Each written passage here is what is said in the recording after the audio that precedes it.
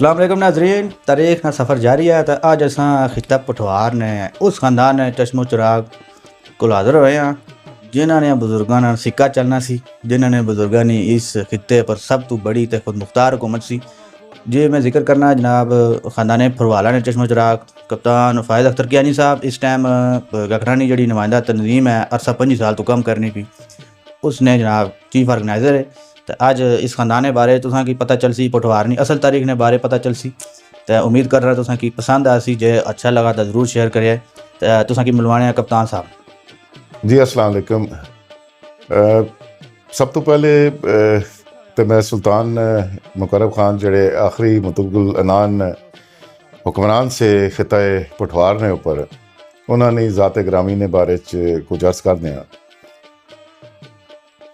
कि एक इंतहाई जरी और बहादुर शख्सियत कि जिन्होंने खिताए पठवार के उत्ते इसकी जी अमलदारी का इलाका था वो बहुत हद तक बढ़ाया गया। मसलन गुजरात तक लै गए और दूसरे पासों भी वो मियाँ वाली तक उसना असर रसूख बढ़िया। और सुल्तान मुकरब खान ने जड़ा तारीख ने अंदर एक ऐसा दौर आया कि जिस मुगल हुकूमत ना खात्मा हो चुका सा, अंग्रेज़ां दी आमद सी, सिखा ना जड़ा इन्फ्लुएंस है वो वध रहा सी। इस तरीके नाल अफगान्स का भी जड़ा है वो असर रसूख बढ़ना पिया सा। तो उन हालात ने अंदर खिता पठवार ने अंदर उन्हें अपनी हुक्मरानी ना झंडा और गाड़े रखा।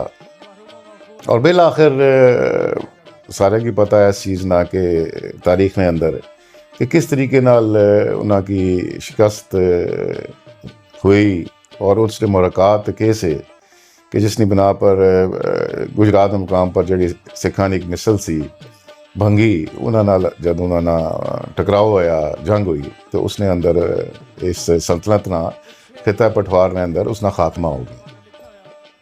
और इस तरीके नाल जिस तरीके नाल मैं जिक्र किया खिता पठवार ना एक बहुत बड़ा कंट्रीब्यूशन है। तो फरवाला किला फरवाला एक ऐसा जगह है जिसकी तुसां हैडक्वार्टर कहने हो गखड़ाना और इत्थे सदियां तक हुकूमत गखड़ा की कायम रही। तो मेरा ताल्लुक किला फरवाला नी सरजमीन नाल है और किला फरवाला मैं समझना कि एक निशान है गखड़ानी अजमत ना कि जिसने अंदर सुल्तान मुकरब खान तो बाद भी बड़ी बड़ी अहम शख्सियात पैदा होनी रही हैं। जिस तरह मैं राजा करमदाद खान साहब ना जिक्र करें, अपने परदादा ना एक बहुत बड़ी शख्सियत थे।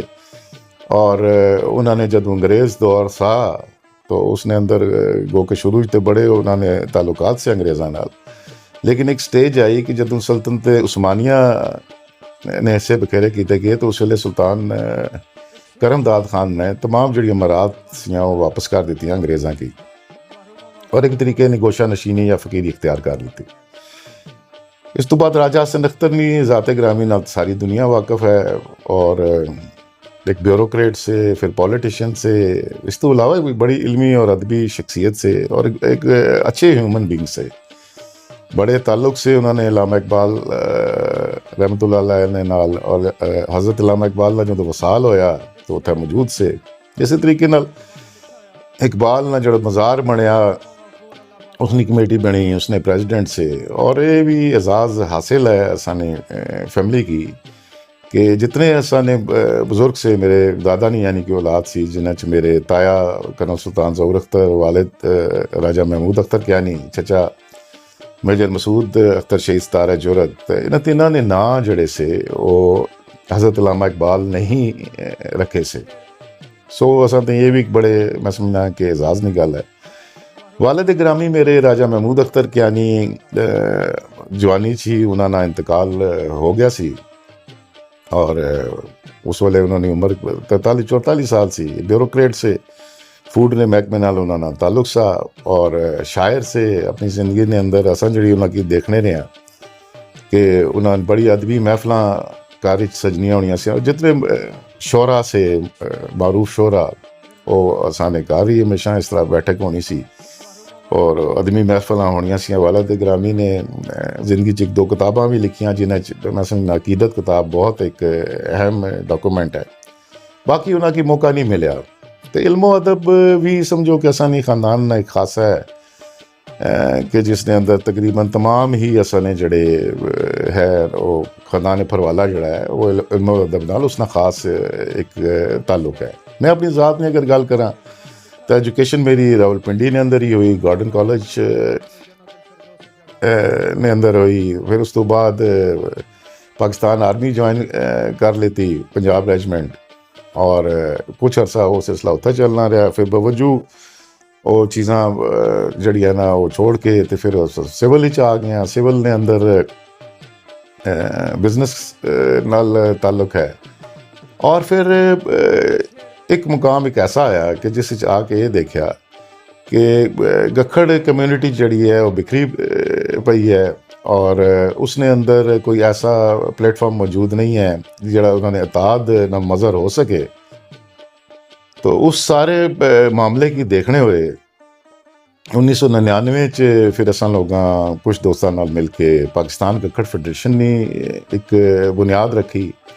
और पाकिस्तान गखड़ फेडरेशन के है ये तो अज 25 साल इसकी मार्ज़ वजूद चाहे हो गए। पाकिस्तान गखड़ फेडरेशन तो पहले भी कोई तंजीम इतनी तवातर नाल और इतनी कामयाबी नाल नहीं चल सकी। आजकल ने जो सोशल मीडिया ना दौर है उसने अंदर भी अगर तुसी देखो तो एक रजिस्टर्ड और ऑथेंटिक तंजीम है, नुमाइंदा तंजीम है।